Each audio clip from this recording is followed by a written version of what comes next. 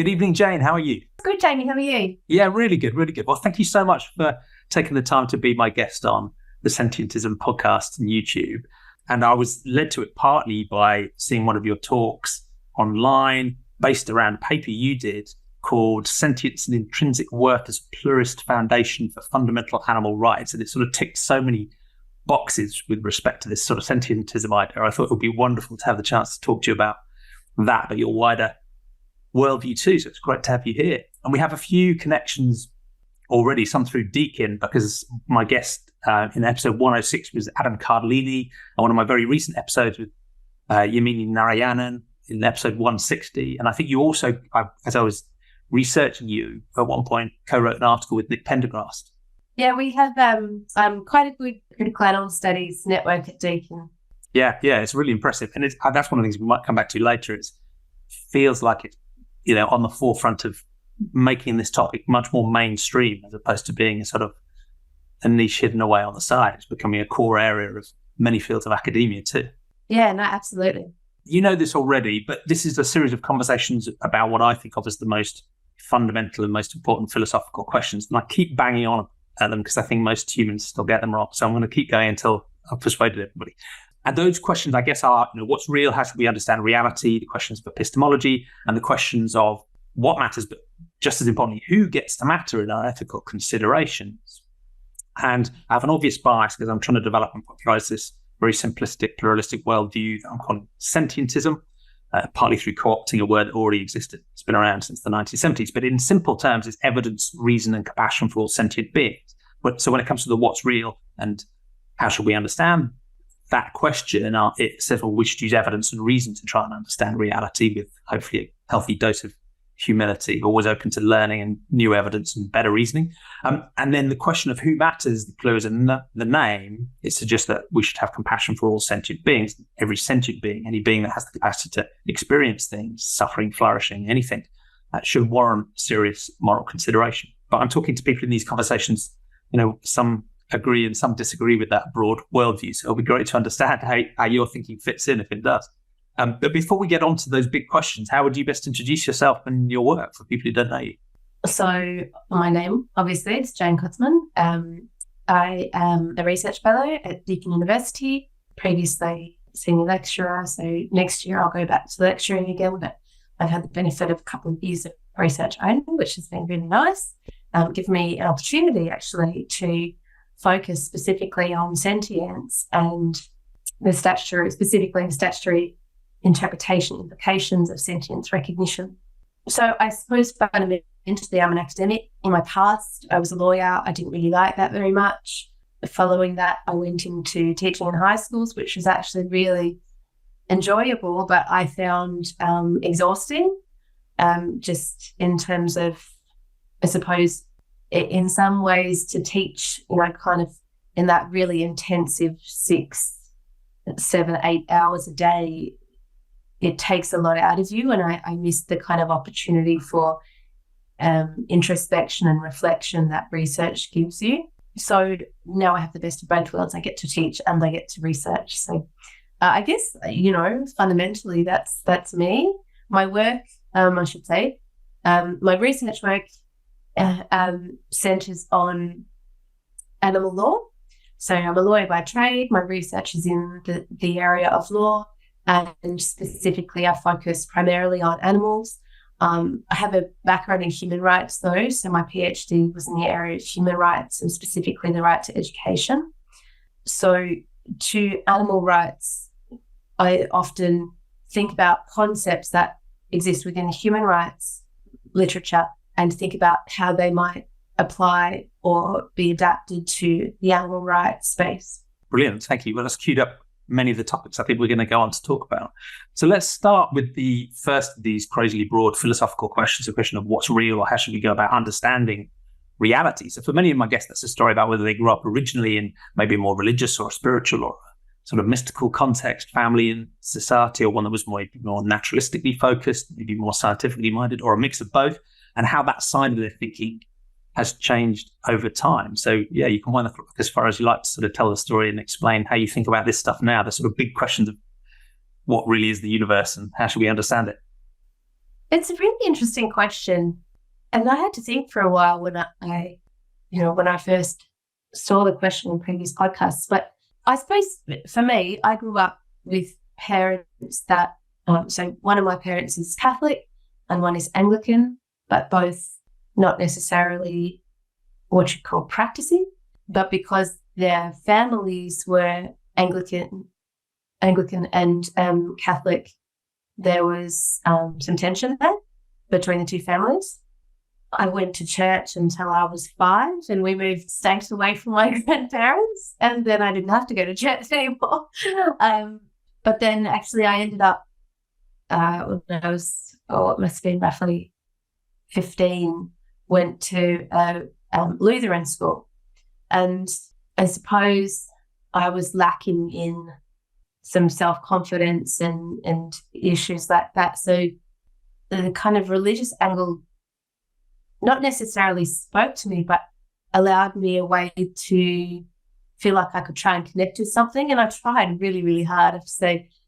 So I became quite active in the Lutheran community, but I always struggled, to be honest, with trying to make myself believe something that, for all intents and purposes, doesn't have a great deal of evidence in terms of the scientific evidence. So I wouldn't say I've left behind the idea of, there being something other than the world. I think there is something other than, what we can see, touch, smell, feel, and taste. But I'm not going to commit to knowing what that is. So I guess that's where I come to now is a feeling that at least what we see, touch, know, feel, etc., humans can generally agree on those things. And I think there is value in those things. Beyond that, there may be more. I don't know. So I think we need to have a space to allow people to believe things, but also to allow them to choose not to. Yeah, so that's kind of broadly where I sit these days. Yeah, thank you. So it feels like I would suggest you have a broadly naturalistic worldview in the way you think about reality, using evidence and reason to understand the stuff we can understand. But at the same time, there's an open-mindedness that may be something beyond what we can engage with on that basis that could still be real. But because we almost by definition don't have sort of a body of evidence about that, you hold back from having an opinion about what its nature might be. Yeah, I think at least personally, I find it hard to believe in something that, what would it be that I would believe in? I would have to construct that. And if I've constructed that in my mind, how do I know that that's real or not real? Perhaps for other people that's different. But I guess, yeah, for me, certainly I think there's possibility that there's more. I think it's probably likely that there's more, but I just don't know what it is. And I like that approach because in a sense it's having even a radical open-mindedness, I think, is part of having a good scientific and naturalistic worldview. I think we've made a wrong turn if we're like, no, I'm 100% sure this is it, and I've done the experiments and we have the answer and I'm going to turn my brain off. I think having that sort of open-mindedness to even deeply weird stuff or very strange stuff or very alien stuff or things we don't currently understand is healthy, partly because a lot of the stuff that science has understood as well-founded now is deeply weird stuff, right? If you get into quantum mechanics and some of the other things the physicists are doing, it just totally crushes against our intuitions, which were evolved for a very different purpose, right? So we should be open-minded about wisdom. But the reason I like it is because you're then refusing to take that next step and make stuff up about the nature of what these other things might be. And I think that's where things can turn into a difficult space. And partly why I prefer a naturalistic world is because I think it's good to be open-minded about the possibility of stuff beyond the natural world. I think that's entirely fair. But when people start to believe quite concrete things about that, one, we can't really engage with that meaningfully because it's not based on a body of evidence in the first place. So it's quite hard to engage with a belief that in a sense is arbitrary. And that might not be harmful. It might just be a fun thing to believe in or an interesting thing to believe in. It might even be beneficial because people might feel it gives them meaning or might have some positive aspects in their lives. But quite often it can spin into warping ethics or exclusionary ethics or causing problems or causing harm or turning people to patterns of behavior that even harm themselves. And if we can't engage with those beliefs on the basis of evidence, it's very hard for us to resist or help or plug in some sense, because they found a completely alternative mooring for their belief that we can't realistically engage in. So so there's risks in there, but I think my sense is just being open-minded doesn't fall foul of those risks, because you're just open-minded and have this sense that there might be more, but you're not holding to beliefs about that. Yeah, no, I wouldn't hold to beliefs about that, but I understand that other people do and have done for a very long time, and that can be, some very intelligent people I know are deeply religious. I guess, I have no problem with that, except where they decide that allows them to hurt others. And that's where I draw the line. Absolutely. Yeah, I'm with you. And we often focus on the topic of religion here just because culturally that's such an obvious choice, is religion or non-religion, or spiritual but not religious, or atheist or agnostic. But of course, that's not the only question when it comes to epistemology. There are all sorts of other worlds or domains where believing things that aren't well grounded in evidence can cause harm too. So it's not just a religious question, it's a question of almost any situation where just understanding reality wrong can lead even good people to do bad things sometimes. So it's a much broader question than that. So thank you. That's been really interesting to explore as a sort of basis for your epistemology and how you think about the universe. So should we come on to the ethical questions now? So this is quite interesting for people who started out with a more formalized religious worldview. So as you said, there was Catholic, there was Anglican, there was Lutheran, partly because those religious worldviews come with some, statements of fact about gods and heaven and hell and various other things that you need to believe. But they also come with a sort of with an ethical toolkit too. There's the Bible or the Quran, or there's norms that you need to comply with as well. So it comes as part of the package. And when someone moves away from a religious worldview, either like me to just become a sort of boring old atheist, or they become spiritual but not religious, or in your sense, you still have a sense that there is more, but you don't necessarily sign up to this sort of institutional religion in quite the same way. There's quite an interesting question there about, if we've moved away from that foundation of our ethics and morality, what should our morality and ethics be based on? What do good and bad and right and wrong even mean? So again, that would be interesting to understand your story about when you were growing up in the context of those religious worldviews. How did they shape how you think about ethics and morality? And how have you come to think about it now? What do good and bad and right and wrong mean for you? Yeah, that's another really big question as well. Now, this podcast, big questions, right? I don't know that, well, at least my parents' religions, I don't know that they had a huge impact on me, to be honest. Probably because my parents weren't practicing themselves. The Lutheran thing did. And by and large, I found the Lutheran community to be really big-hearted and generous and empathetic and wonderful people. But of course, in religions, you sometimes come across people that interpret things in certain ways. And I'm not sure where the Lutheran community is at today, but I remember on camps that I went on, I took great pleasure, actually, I probably shouldn't have, in, debating the alleged sins of homosexuality with some of the pastors. And so, even from that time, I always found issues in kind of these rigid rules that didn't really make a lot of sense to me in the world that I could see. I think my moral code, or how you want to term it, was probably primarily driven, or at least encouraged, through reading.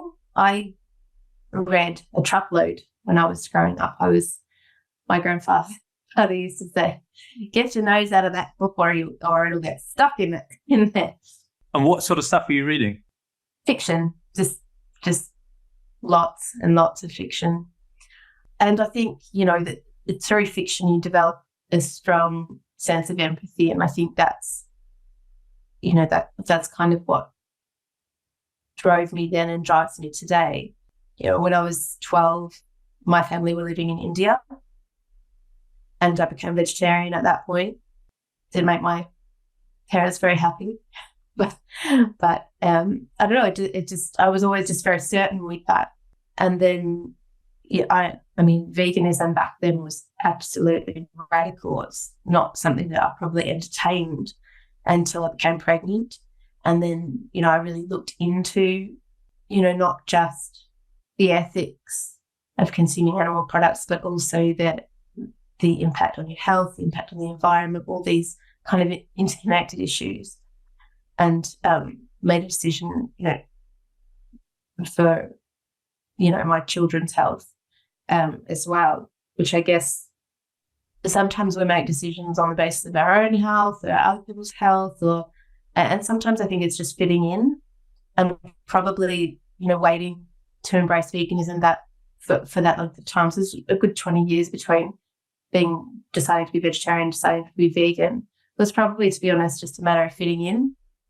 And then life being easy, because even now life as a vegan is a lot easier than it would have been 20 years ago, but it's still not necessarily easy. And to pick out one word from that, I think empathy feels like it was maybe the core, right? So your reading of fiction helped develop that, and that's maybe been the core that's run through since.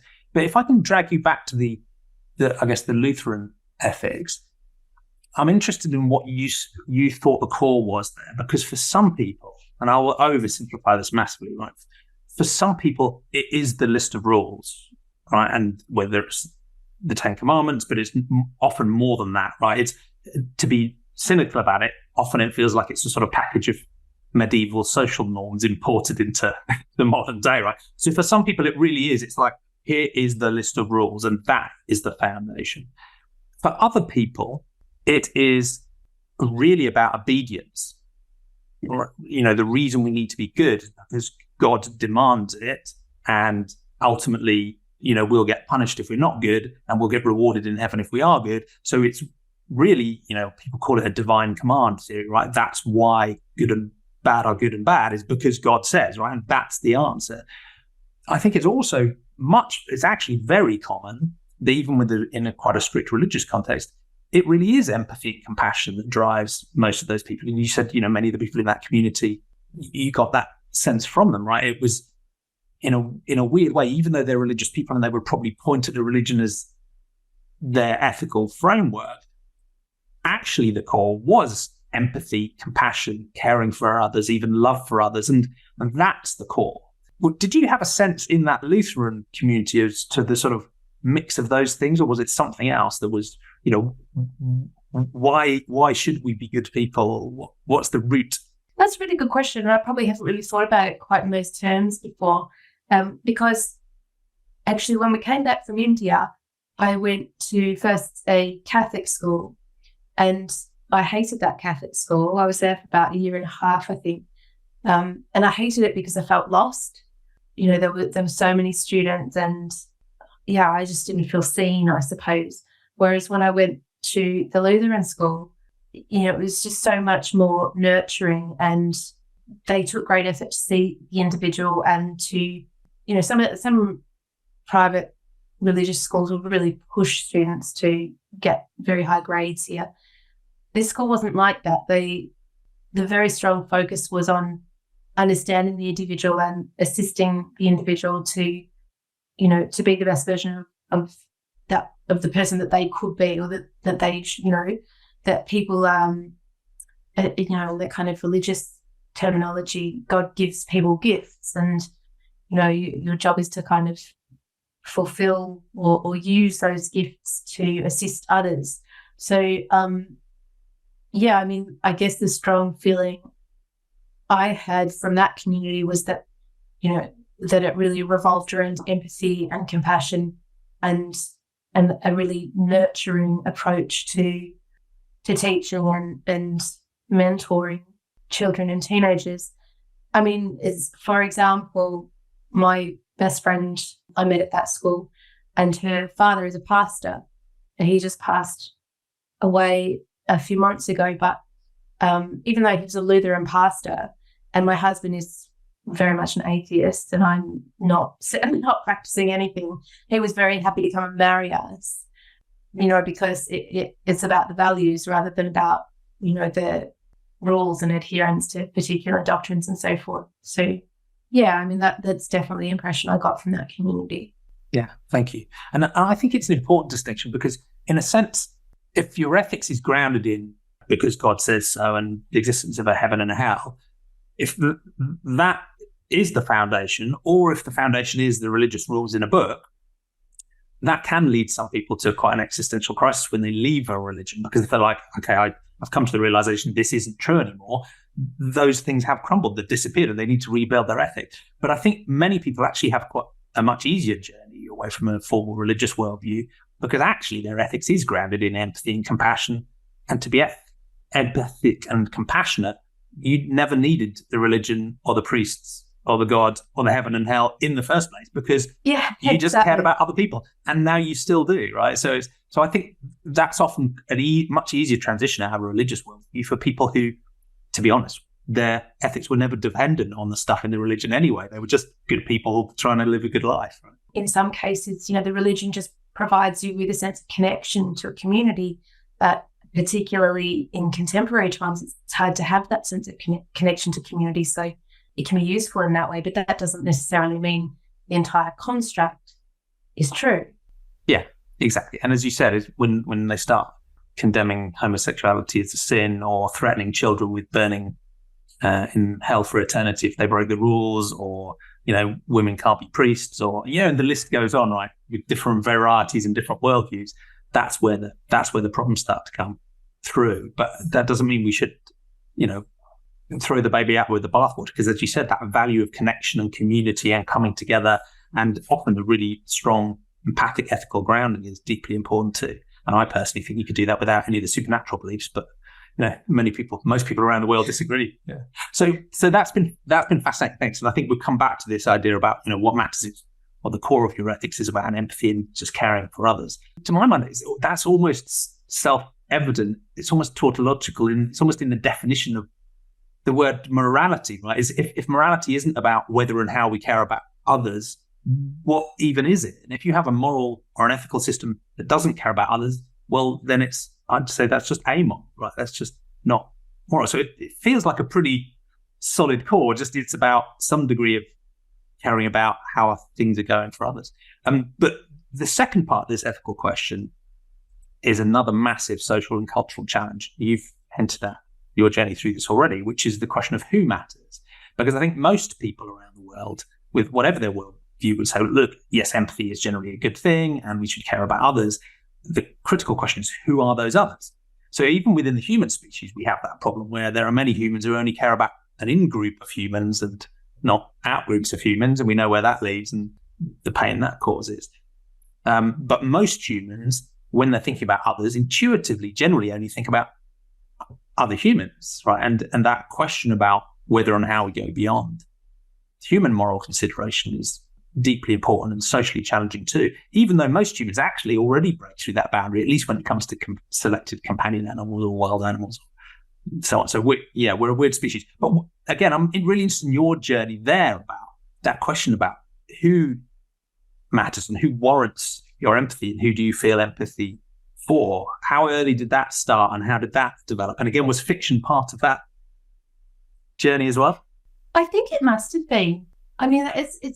I guess it's the only thing. It's just that it's a strong feeling I've just always had that we should care about others. And I mean, I remember when I was very young, I'd lie in bed and unable to sleep because I was so worried, knowing that my grandma would die one day, and I didn't want her to die. And then I would try and imagine what dying would be and where would she be and what did that mean, and so these kind of existential questions kept me up, even when I was very, very young.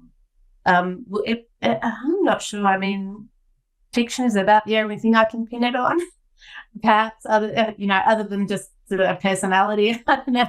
Yeah, it's very early to have an existential crisis. Yeah. I was really. I mean, it's still, to be honest, I heard from psychologists it is a real thing, this kind of fear of death, and not just fear of death, but like kind of panic reaction, fear of death is a thing. There's a field called terror. Is it called terror management theory? I think, where I think some of the theorists actually think that sort of awareness of our own mortality and that ultimate fear of death and our non-existence is actually a really deep psychological driver of lots of different human behaviours. So, yeah. So look, I say, I had those feelings very, very young. As I said, I became vegetarian when I was 12, and I stuck with that, which is interesting, from the age of 12. And what was the thought process of going vegetarian? When did you first start to think?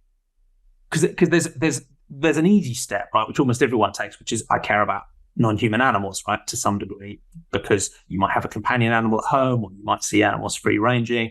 That's an easy step to say, well, I care about them in the same way as I might care about other humans. Connecting that to the food on your plate, that's the difficult step that very few people take. How did that pattern work for you? How were you making those connections at that age? It was just obvious to me. Yeah, it's sort of is, isn't it? It sounds really condescending, though, doesn't it? But I mean, maybe there was some aspect of living in India that made it more obvious, but I don't know what that would be.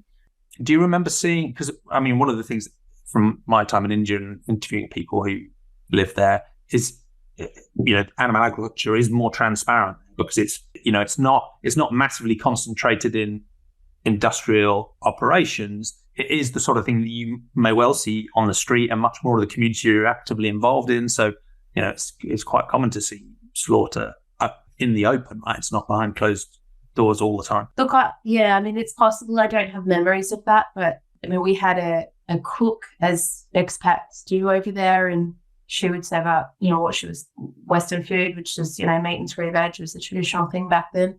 And I just didn't want to eat it. And so I said no. And then that turned into a fight with my father. And I said, well, I'm going to eat it tonight. And so. What was his pushback? And how did you continue anyway? Because that's hard at that age.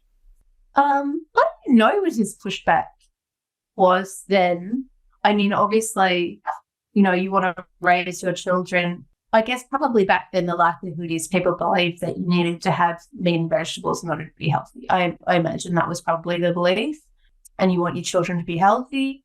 It's obviously easier if children will all eat the same things. I've got 2 children, and it's really very difficult to make them eat things. Yeah. Even now, ours are 19 and 17, and it's still a challenge. Oh, really? Yeah, pretty much. There's nothing that they'll won't eat. I mean, even today, my father's very, when we talk about these issues, he'll say, well, I want to eat meat. And that's kind of nearly the end of the story. So I wouldn't expect a lot of discussion, but, there's a very stubborn component to my personality as well. And it probably, in fact, I know it gave me great joy to say, no, I'm not going to eat now. And actually, now I never will again. Thank you. And I think he didn't believe me. Actually, now I'm getting some memories back. Yeah. And so, I'm also a person where if you tell me I can't do something, I will do it. Maybe that's a new form of activism we need to invest more in. Yeah, yeah, exactly right. I bet you can't sit with this. Yeah. So, that's a little bit juvenile as background. But then I remember in kind of my higher teenage years studying the Holocaust and just being absolutely fascinated is a horrible word in that context, but I was just really drawn by the suffering that you could see in photographs in particular, and trying to comprehend how people could inflict that on other people and not, feel the horror and so forth that I would feel. That was a huge, I suppose, influence for me. So I studied World War I and World War II at university. It's a scheme you can do that while you're still in high school. And I suppose that provided kind of the grounding to my interest in human rights when I came to study law. When I was studying law, animal law was not a thing, right? That just wasn't a subject. I mean, actually, even when I spoke to my dean many years ago and talked about animal law, the question was, what what is that? So even now, people will say, well, what does that mean exactly? But certainly, when I was studying law, it was definitely not a thing. So it was not something that really I thought about. But then when I was doing my research for my PhD, that kind of led me to some of the animal law literature that is out there. And for me, that was kind of was an obvious switch, because human rights are violated all the time, right? All over the place, horrendous human rights violations, just like the Holocaust, awful. I guess the difference to me was, well, at least as humans as a species, we can agree that this shouldn't happen. And we've agreed that, and we've said that these other things should happen. And even though they don't, we've kind of agreed that that's the normative should. At least we put the stake in the ground and as an aspiration. We've got some ambition there. Yeah. But in the context of animals, that's just totally lacking. That most people think that it's acceptable to treat animals in the way that we do, I just find astounding. I mean, I often struggle to think of why that is the case. There's probably multiple reasons. Less than 1% of humans are psychopaths, right? So it can't be that. No, and that's where I think that's where the fascination comes, right? Most people, in some sense, are good, decent people who do at least want to try and make the world a better place, right? So how can these things happen? How can these things happen? Yeah. That's right. So how can you get not just majority, but nearly universal support, really, for systems that impose such cruelty? I mean, I think a large part of it can be explained by reference to simple ignorance, but it's not just that. It's more than ignorance. So, yeah, I guess that's our work in this space. Yeah, thank you. And it would be good to dig into those as we come into our final question of how can we make a better future. But before we get there, I'd like to round out this who matters question, because it's clear your empathy extended to non-human animals, extended to non-human animals that were farmed. Hence, you decided to go vegetarian and vegan, to sort of boycott those systems and those industries because of your objection to them. But it'd be good to, given some of your work, to zero in on slightly more technically. Okay, so what is the boundary of moral consideration?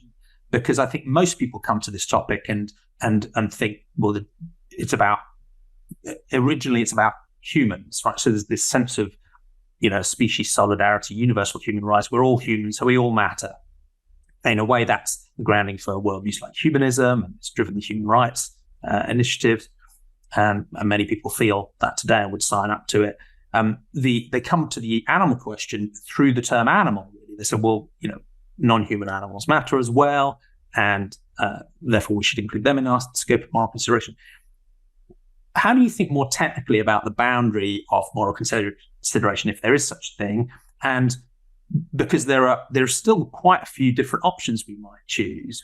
There are ecocentrists who will go all the way to saying, almost everything matters in a sense because we're all interconnected. So rocks and rivers and trees and mountains and ecosystems and the earth as Gaia ultimately all matter intrinsically, even if they're not sentient, they still matter intrinsically. There's a biocentrism which says all living things matter, again, intrinsically, even if they're not sentient. So, for example, based on current scientific consensus anyway, plants and fungi and trees intrinsically matter, even if no sentience exists. That's a sort of biocentric, all living things matter. My favorite, obviously, is sentiocentrism, which says, look, let's focus on sentience. And I don't mind if people want to go further, but I want to make sure that every sentient being warrants serious moral consideration as a baseline. But even around that area, you can focus on sentience, you can focus on animals as a taxonomy, you can focus on personhood, you can focus on agency, you can focus on dignity, you can, there's a sort of grab bag of different things that people will zero in on when they're saying, where should that scope extend to? How do you think about that question of ultimately who gets to matter in our moral consideration? Yeah, look, it's a hard question, and obviously I'm not going to pretend that I can give you the answer. But from my point of view, I think the answer is twofold. Firstly, I would say that, the most inclusive category you named there, your first one, is one I would agree with. So I think all natural living things matter. The trees matter, the rocks matter. They all matter. but they're also different in nature. And they don't just matter individually, I should clarify. So the fact that there is an ecosystem matters, the fact that there are relationships between some of those beings matters as well. But as I just mentioned, those things are not all the same. So a rock is not the same as my dog. The rock is not aware of being a rock, as far as I know, whereas my dog, I'm quite sure, is very aware of being himself, painfully so. My dog is a liar and he has an anxiety disorder, and it's a long story. Say hello from me. Yeah. Yes. Yeah. It's probably sitting outside the door because he's worried where I am. Guest appearances are welcome, by the way, by non-humans. So if they need to come and join you, then they're very welcome. Yeah. So I think, there is difference between the natural features of the world, and treating natural beings with respect means different things in different contexts. So I guess, to come back to what you were saying, sentience, I think, is a relevant moral characteristic, in that if you are sentient, you do have that kind of subjective view of yourself as being an independent actor and being capable of feelings, including pain and suffering and joy and so forth. And if a being has that capacity, then I think we need to treat that individual as being important, as opposed to, for example, all the trees I think are intrinsically important, but is it going to matter if one of them gets chopped down? Will I cry for that one tree? I'm not so sure. But would I cry for that one dog? Yeah, I think, there's a kind of difference there. Because the dog has a perspective. Things can go well or badly for them. They have interests, they have needs, they can feel. Yeah. Whereas the tree, to the best of our scientific knowledge, doesn't have that at this point. At least we don't, our understanding is that doesn't exist in the case of the tree. I have a frustration with many people who claim any sort of ecocentric view. And you might argue this is the central gravity of the modern environment, because they've sort of jumped from an anthropocentric humans matter to, now the earth as Gaia matters, to the claiming a very broad, generous ecocentric concern. But actually, when you scratch under the surface of it, it's clear that really it's just a veneer on good old-fashioned anthropocentrism, because the reason they care about the earth as Gaia is because, frankly, it's pretty, it's aesthetically appealing to us humans. 2, we need ecosystem services from it, and we need a comfortable temperature range, and we need, it to provide us the food we need. And that's basically it, right? It's not really a moral concern intrinsically for the ecosystem. It's just another version of anthropocentrism. But the narrative is that generous sense of, everything matters and we're all interconnected. But where it quite often leads is, the entire ecosystem matters. Everything is interconnected. Us humans should not have the hubris to stand apart from nature. We need to play our part in these networks of interdependent ecosystems. As part of nature and as part of ecosystem operation, life consumes life. So I'm going to have a cheeseburger and a milkshake. And again, but I'm sort of joking, right? But in a way, that is part of the story, right? It's the circle of life, right? That you might hear from the sort of anti-vegan troll on Twitter is actually in a sort of slightly softer way echoed by someone saying, well, we're all just part of nature and things happen. So anyway, I'll put that caricature to one side, but that's one of my frustrations. Whereas your stance genuinely does have an ecocentric view, but at the same time, you recognize the distinctive moral salience of sentience and being a sentient being, and therefore having interests and needs that matter in a distinctive way from a rock or a tree or a river. And that's why I really appreciate that view, because it makes it very clear that you might go beyond sentiocentrism, but sentience still remains deeply important, such that you see the difference between pushing a knife into a pig and pushing a knife into a carrot, right? These are radically different moral acts. So they are, otherwise we would, how can you couldn't eat. I mean, well, I guess, you could, I don't know, eat the fruit that falls from the tree or some such, but just touching on one of the things you just said around, this kind of the big view of, well, everything matters and it's all interconnected, and, that can sound really exaggerated and fluffy, right? But and that's why I find it really hard to explain, because I do think everything matters. My PhD student actually thinks nature doesn't matter. Nature is intrinsically not valuable. And in fact, I think she's at one point told me that nature is a failed state. And so she's, so actually I welcome that kind of thinking, because it makes you try and defend what you yourself think if it's not the same thing, right? And I think it's a really hard thing to defend, because when you're talking about intrinsic worth, I mean, it's not really something that's grounded in anything at all. It's kind of that knee-jerk reaction for what is valuable and what is not. And I think you can make a good claim for why sentience is intrinsically valuable. It's probably harder to make the argument for nature, but I do think that it is. My willingness to say nature is intrinsically valuable, I think, ties into that willingness to say, well, I don't know everything that's actually out there. I don't know the scheme that sits around, the earth and its inhabitants. And perhaps there's something there that I don't understand. In fact, I'm quite sure there's things there that I don't understand. I know, for example, other animals can hear and see and smell things that I can't. So there's definitely stuff there that I don't know. I guess I just try and leave my mind open to whatever that might be without trying to make it up. Yeah, makes sense. Thank you. And I do find this stuff fascinating, because in a sort of totally cosmic sense, it's true to sort of say nothing matters in that sense, right? Ultimately, we're all quarks buzzing around or vectors in some multidimensional Hilbert space. We're just the operation of physics. And in a way, that's where my naturalistic way of thinking leads me to believe that is basically what's going on here. But that's I think that's a sort of trivial sort of teenage comment we most often grow out of, right? Because fine, that might be true in the context of physics. It doesn't mean there aren't all sorts of other concepts and ideas and types of entities layered onto that have come into existence that can have their own intrinsic meaning. And I completely agree with you that I think sentience is the best way of finding a grounding in that. It's not a grounding in fundamental physics, but it's a grounding in the sense that as a sentient being, I think I'm basically an evolved animal. And other sentientists will disagree with this, by the way. They'll have different views of what sentience is. But in my view, sentience is an evolved class of information processing that I and you happen to be running, right? So there's nothing magical or distinct or separate about that. But it is deeply morally salient because of the way we define ethics, right? Because I can suffer, I can flourish, I have interests and I have needs because of this class of information processing that's running.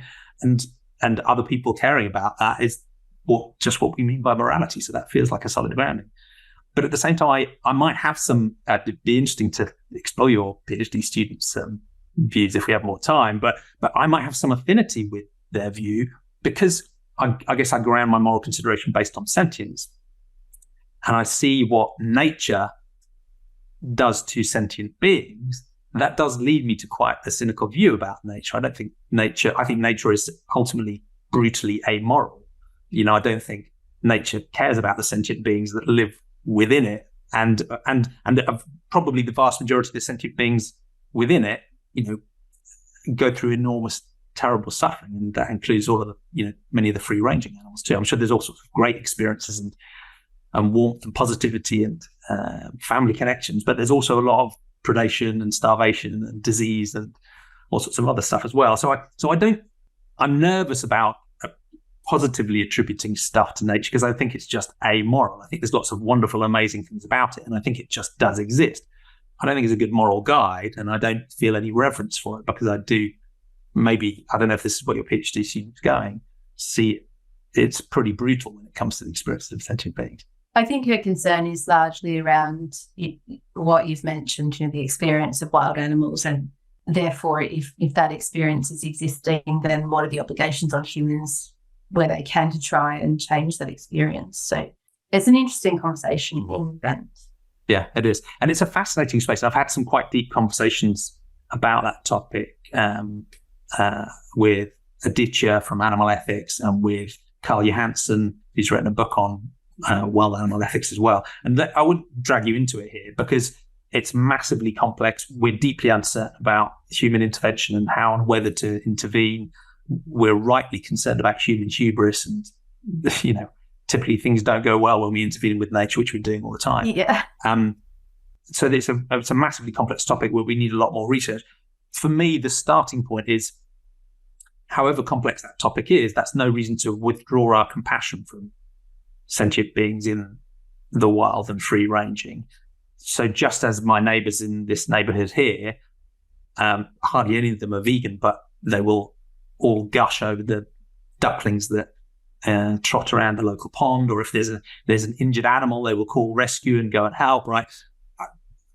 I'm completely with you, right? Free-ranging animals warrant our moral consideration. What to do with about that is a breathtaking complex question. But let's at least not withdraw our compassion from. Oh no, absolutely not. Absolutely not. No, certainly not. So it would be interesting to come on to. So you have a broadly ecocentric view, but you see a distinctive role for sentience. And in your paper, it felt to me, the one I mentioned earlier on, sentience and intrinsic worth, it felt like you're linking with something like sentience to intrinsic worth to dignity to rights as a sort of flow of how you wanted to tell the story. Because once we've set a moral scope and said, look, at least all sentient beings warrant moral consideration, you've still got a dizzying variety of paths you can choose about, okay, what do we do about that next? And there are all sorts of different ethical systems you could apply: feminist care ethic, a virtue ethic, a deontological ethic, a utilitarian ethic, consequentialist ethics, and something else. And you could take a bunch of different approaches practically about how can we protect or help or reduce harm and exploitation of those sentient beings. So as we go from thinking about who matters to, I guess, this final big question about how can we make a better world, what do you think are the most productive ways that we could shift humanity to a state where we are putting empathy and compassion for all sentient beings actually into practice in a way that would actually make things better? And again, you can go wherever you like here, whether it's the role of law, whether it's the role of rights, whether it's the role of academia in education, whether you have a big picture view of a sort of utopia we can aim for. How do you think we can make a better future for all sentient beings and shift humanity's role within that? I mean, I suppose I tend to answer and address the question from the perspective of the law, because obviously I'm legally trained, and that's, when you try to speak outside your lane, so to speak, sometimes put your foot in it. So I try not to do that, because sometimes it doesn't go well. I guess, looking at the issues that confront humanity today, broadly under the umbrella of the Anthropocene, so many of them have deep roots in the dysfunctional relationships that humans have with animals. I've explored some of those in some of my research. So, for example, zoonotic disease transmission, there's a clear linkage there between the increasing closeness with which we live with other animals and the incidence and experience of zoonotic disease transmission. Climate change, you make equally compelling case for the importance of industrial animal agriculture as a contributor to climate change. And we could go through another biodiversity loss, and we could go through probably all of them and make a very strong, clear link. So I guess, my conclusion from that is that those are symptomatic of a dysfunctional relationship with animals, other animals. And so what we want to do is we want to lead, so therefore leading to my conclusion that the legal system that we have that governs animals and the way in which we relate to animals is insufficient. That being predominantly the welfare system, animal welfare system. And then, from my kind of background is, as I said, human rights. And there's a lot of discourse there around, for example, rights of children and why are rights better than welfare protections. And you can have all those same arguments in the context of children, or even before that, we would have had the same discussions in the context of women and so forth. In legal terms, rights are just stronger than welfare protections. They just are. And I think to the extent that you continue to have rights for human beings and welfare protections for other animals, you have immediately got an anthropocentric paradigm. You've privileged humans as being more important than.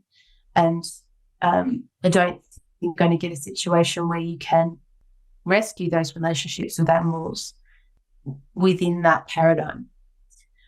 I don't necessarily think rights are a perfect paradigm either.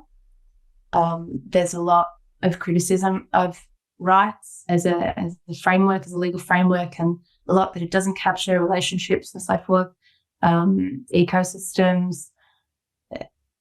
But I think fundamentally, granting animals rights at least puts them in the door to be able to claim protection, or for humans to claim protection on their behalf on some form of equal footing with humans.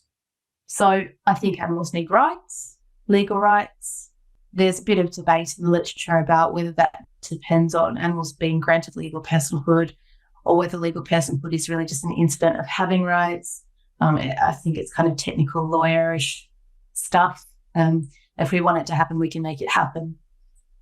In some jurisdictions, that is happening very slowly, and not in my jurisdiction. I think the focus in that respect needs to be, there's a lot of discussion around what rights, and often people lead off with wanting to talk about the right to life, which, is wonderful. But I think it's actually one of the trickiest rights to talk about in the context of animals, because, we talked about nature and the circle of life, and even just a basic understanding of the Lion King is, that some animals eat other animals, right? I would probably prefer to start with the right not to be subject to torture, and I think that would cut out 95% of the issues that we have between humans and animals today. So yeah, and I would start, I guess, with the issue of industrial agriculture, because that is the one that affects by far and away the largest number of sentient animals, and ties in most closely, I think, with a number of those issues that impact on humans. So, it comes back to anthropocentrism in that respect as well, but that's not necessarily my main motivator. Yeah, thank you. I'm an amateur in this field, but I do find the dynamic fascinating, because when you think writ large about the non-human animal space and, are we making progress? In some areas, it can feel like we really are making progress. And I think some of that is genuine. And you might feel that culturally in terms of the prevalence of veganism, or the amount of public discourse that is engaging with these topics much more seriously. You can see that in shifts of academia in places like animal law and animal studies, becoming more and more mainstream and more integrated, and just harder to ignore in academia and philosophy. And you can also see that to some degree in law, because when you look at, the EU, for example, talking about recognizing animal sentience, and you can see other countries around the world, taking similar approaches, recognizing that non-human animals are sentient, and also recognizing that it is a morally salient characteristic, and therefore, that feels like progress. But at the same time, the scale of industrial animal agriculture, aquatic and land-based, just continues to grow. And in that sense, if we're genuinely thinking about the perspective of these other beings, things are not getting better at all. It's getting worse and worse and worse. So, in your paper, I think one of the things you said in the abstract was, welfare protections have failed animals. And I share a lot of that sense, because I find myself emotionally going through this slight roller coaster. You see this piece of legislation being announced, or recently in the UK, some research was done that impacted legislation on, decapods and some other types of crustaceans, are likely to be sentient. Therefore, we need to protect them in law, blah, blah, blah. And it's like that. That's great. You can see the science, it's a naturalistic approach, recognizing sentience being done through research, goes into the law. And the conclusion is, let's just find slightly less torturous ways of killing and exploiting them. And I'm like, what? How did we go from there to there? Right? And in a way, that is the sort of central challenge to the welfare approach, is that it's just a way back into anthropocentrism. We find another way of humane washing and making ourselves feel good, but actually do nothing differently really for the victims. And the people who are more enthusiastic about the welfare approach might ask us to just be more patient. Right? It's a step on the way, because as we move into, welfare legislation, that will, one, make these industrial operations less economically productive, which will make it harder for them to continue.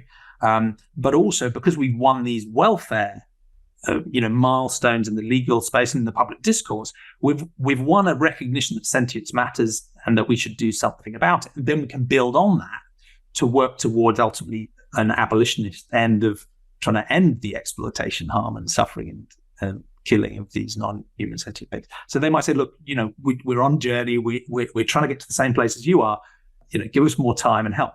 What's your response to that? Do you think there's some leeway in that, or do you think there's a risk that it is just a humane washing dead end? We need this approach that's more assertively rights-based. It's a question that you can't answer one way or the other for sure, right? I mean, I have very strong views on it, but somebody else might have very strong views that are different from mine, and I can't prove that I'm right and they're wrong. I have a colleague in particular who I know feels quite sure that the welfarist approach can work, that we can achieve these goals still using the property categorisation for animals. I don't agree.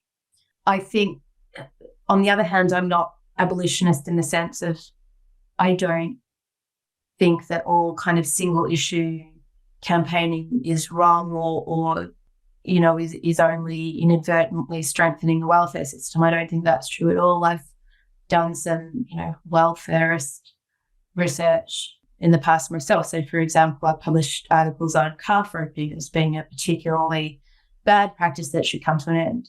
Doesn't mean that I support everything else that's not calf roping, right? It just means I think calf roping is really abhorrent.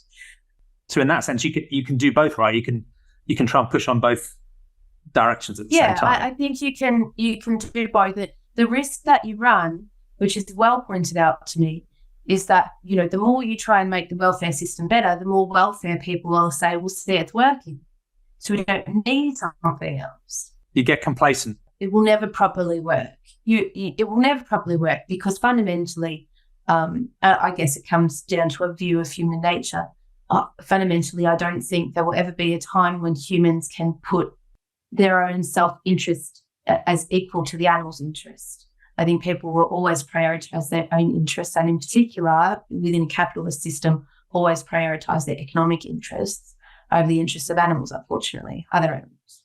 And you can only come up against that when the animals themselves or people that are willing to speak, who don't have that conflict of interest, are willing to speak on their behalf and have those interests recognised at law. And that the only way you can do that is through rights. Thank you. Now, and you mentioned the right to life or the right not to be killed, and I find that a fascinating one because when I read your paper, your concluding focus is quite strongly on rights not to be tortured or rights not to be caused to suffer or to feel pain, and you didn't mention the right to life or the right not to be killed there. What risk is there that even that rights approach could fall into a similar trap that we've been talking about? So I guess the conversation I had most recently where we zeroed in on this was with Peter Singer.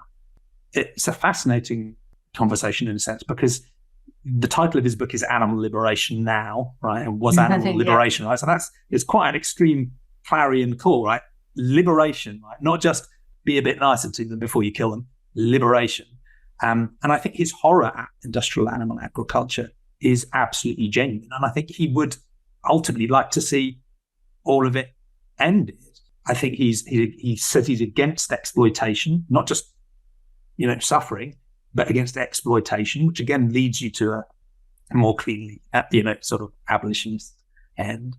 And he also pushed back on some of the interpretations of his utilitarianism around seeing non-human animals as just sort of containers of sentience that can be replaced. He actually said the utility isn't some sort of abstract quantity that's floating free in the universe for us to maximize. It only makes sense in the context of individual sentient beings, because we were talking about this danger of having an ethical stance that makes you impersonal and detached so that you can genuinely consider many more beings. But there's a risk you've then emotionally detached from the individuals that, when I said that was all part of the conversation.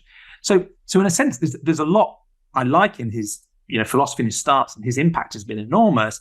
But at the same time, when you actually dig into his philosophy, he's not sure that killing itself is an ethical wrong. And that opens a door to him, at least in the thought experiment space, to, the idea of humane killing. And by humane killing, this isn't just, compassionate euthanasia in the best interests of the being that's being killed. It's humane killing because I want to sell your flesh to someone for them to eat, right? And so there's, at least in his mind, a sort of open, he struggles to find a strong philosophical rejection of why that would be a harm, because he doesn't necessarily see killing by itself in isolation, if done without suffering and without causing the suffering of family and friends or whatever, as intrinsically bad. And that again opens the door to this idea of conscientious omnivorism, where you can bring non-human animals into being, you can give them a short, happy life, they have one bad day, and we can carry on as we are. So in that sense, people will criticize him for being a welfareist and for his utilitarianism to have undermined one of the most important things to sentient beings, which is, because of the way we've evolved, we really want to keep living. We don't just want not to suffer. We want to keep living. Our families want to keep living. So is there a danger that in your framing of rights, if you don't include something about the right not to be killed, that we could end up in a similar sort of welfarist trap where we're, doing the logic of the larder, and they just have one bad day, but they don't have a right not to be killed. And as long as we didn't cause them to suffer through their lives, what's the problem? Yeah, look, I should preface what I'm going to say with, I haven't worked out my comprehensive rights framework as yet. So when I work say... in progress. Absolutely work in progress. When I say the right to life is tricky, it doesn't mean that I don't think that it exists. I'm not saying that animals shouldn't have a right to life. But even when we talk about a right to life for humans, what we're talking about is a right not to be arbitrarily deprived of life. So that's quite a different thing. And I think, when people throw around the terminology of right to life for animals, that becomes quite a different thing from even what we recognise humans have. So humans don't have the kind of rights that people seem to kind of throw around in the context of animal rights discussions. I think it's really hard to say people have a right to life because there's so many things that can take away somebody's life. And if I have a right to an indefinite life, what obligations does that impose on, let's say, for example, state authorities to do everything in their power so that I can continue living? Do they have to provide me with free healthcare? Do they have to ensure OH&S? Do they have to ensure that, there's no obstacles on the road that I'm walking on? Do they have to maybe ban cars because, there's so many car accidents that kill people? So I think the obligations that would attach to that are kind of endless. Rights, and I guess that's one of the criticisms of rights in general, is they can be quite a blunt tool because they're supposed to be inviolable. But then if you take that seriously, you end up in some pretty weird places. And of course, rights often conflict, so they can't be inviolable. You have to. Yeah. I had a professor at University of Melbourne who explained rights really well to me as, the utility being in a kind of a framework that allows you to identify what matters and allows you or gives you the means by which to figure out what to do in the case of conflict. And that was really helpful to me. And I guess, in the context of animals, do they have a right not to be arbitrarily deprived of life? I mean, again, I haven't done work, but my inclination would be to say yes. Should I be allowed to walk along the street, find a dog I don't like, and then machete it to death? No, I shouldn't. But already the laws don't permit me to do that. They just don't frame it as a right, and they probably don't have, institutionalized enforcement and such to ensure that, that I'm punished for doing something I should have done. I guess my point is just, I think there's so much more strength to a discussion around a right not to be tortured because everyone agrees on that. And it's kind of obvious what that would mean in the context of industrial agriculture. We just shouldn't be doing the things we're doing. It's kind of like when you said earlier that, empathy and morality is kind of like they just fit together, right? Like you're talking about rights, but nobody should torture me, right? Like that's kind of a no-brainer, yeah? Well, at least to me it is. So that would be my starting point, but it doesn't mean it's the end of the inquiry. And there's some interesting stuff out there as well. I think from Alistair Cochrane and such around, do animals have the right to liberty? Yeah, and these other kinds of issues as well that are equally interesting. Yeah, absolutely. I think you're right about this. Almost everybody agrees that non-human animals shouldn't be tortured, and that's the wrong thing. But most people don't think that's what is happening in animal agriculture, right? And that's either through deliberate avoidance or deliberate ignorance, or it's through walking their own epistemology to believe that these non-human animals live long, happy lives in fields and then are quietly euthanized in their sleep with no pain and no trauma to their family, right? There's something going on in people's minds that makes them assume that must be what's happening. And again, that's partly the worry about not having that focus on, arbitrary killing, is that if you don't cover the killing thing and people kid themselves that the killing is done without suffering, again, we're in a difficult place. But that was helpful. That sort of clarification between the difference between the right to life and the right not to be arbitrarily deprived of life, I think is a really powerful one. Yeah, thank you. And how do you think we should best progress on this front? So we already have this, institutions built around human rights. We have the Declaration that obviously many people would probably rewrite now if they had the chance. But at least, like you said, it's that stake in the sand and an aspiration, and one that we're every day failing to achieve. But I agree with you that I'd rather we had that than we didn't, right? It still felt like an important stake in the ground. In the right space, there seem to be a bunch of different approaches we could take. So one is, let's now do something separate that is focused on non-human animal rights. And some of those exercises, frankly, get turned off into a welfarist path. But we can either have distinct non-human animal rights, or I did a slightly weird thought experiment, which is actually rewriting the Universal Declaration of Human Rights as a Universal Declaration of Sentient Rights, and say, look, here's another path. Instead of having two separate views, why don't we put it all into one and say, look, every sentient being warrants rights? And it was an interesting thought experiment because it was easier than I thought it was going to be, because I assumed that there were going to be loads of different rights that just weren't relevant to non-human animals. And even some of those, like a right to education, I thought, you could actually apply that to non-human animals, right? You can apply that to the way that non-human animal families should have the right to teach their offspring or, bring them up, right? So even in some of the ones where I thought this just isn't going to be relevant to non-humans, it was like, maybe it could be. But the second conclusion I came to was that actually for the most fundamental, most important rights, the ones we'd all say these are in my top 10, which were really, about not suffering and not being killed and right to sustenance and shelter, and the most fundamental rights are the ones that were most obviously common across all sentient beings, ultimately because we share a common evolutionary history. So if you want to get a little bit more utopian, how do you think we could take a rights approach, the sort that you're working on, and push that forward? Should there be something separate for non-human animals that's distinct? Could we find an integrated way of upgrading human rights to extend to sentient rights, or something else? How do you think that might play out? In my kind of ideal world where animal rights is accepted, I just had a big conversation about this exact topic in a reading group just a week ago. So it's an interesting question. I would kind of agree with you that in theoretical terms, I would see it as kind of an umbrella category of sentient rights, and then you would have, in practical terms, at the way in which laws have developed to date as anthropocentric, at the most, I guess, the easiest, and not just the easiest, but probably the most, the best and most understandable way to do it at this point would be to have human rights because they're already in existence, and then as a parallel develop non-human rights.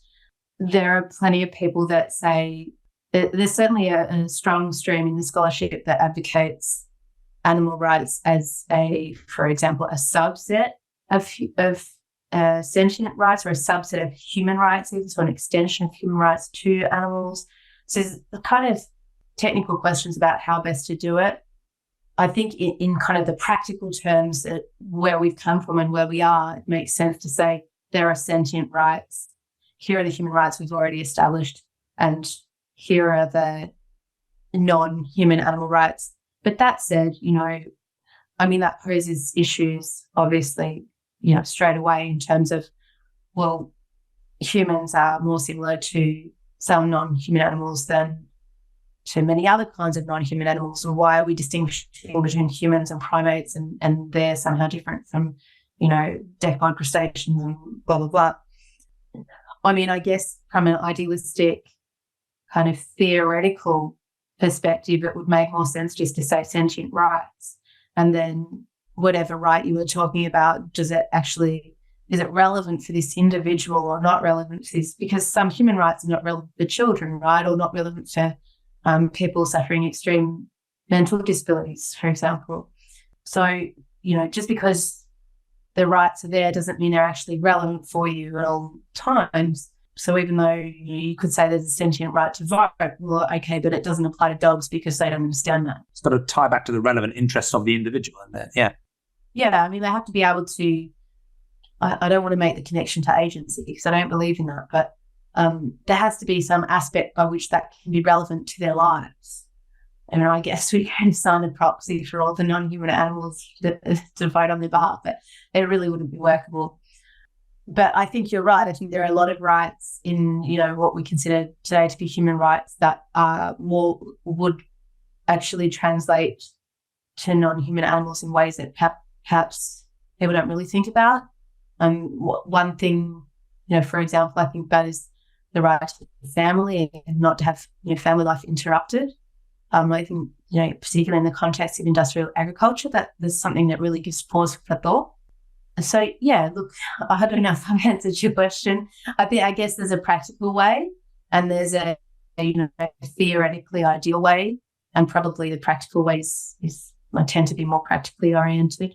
Thank you. Yeah, no, that's great. How optimistic do you feel about whether we'll be able to make this sort of shift and how quickly? And do you think the breakthrough is more likely to come through at sort of national or regional levels, or a new declaration at the UN that comes through the UNCHP work or something else, or is it just like pull on all levers at once? And do you think we could viably make this shift and we could get towards a more utopian world where maybe there is a universal declaration of sentient rights, and not only that, but it is actually has some degree of enforcement in law that really drives a serious change?